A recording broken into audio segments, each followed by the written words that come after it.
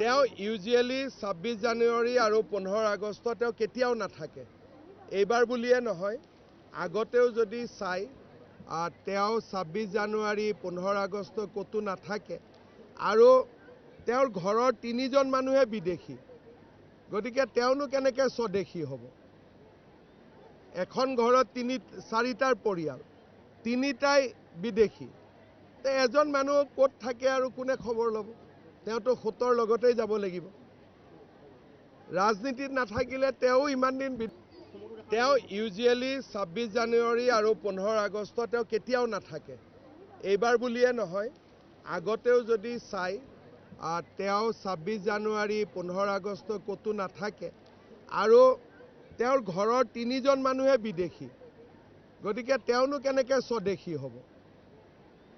এখন ঘৰত 4টাৰ পৰিয়াল, 3টাই বিদেশী।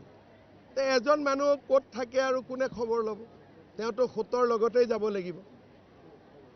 ৰাজনীতিত নাথাকিলে তেওঁ ইমান দিন বিদেশী হৈয়ে গ'লহেঁতেন।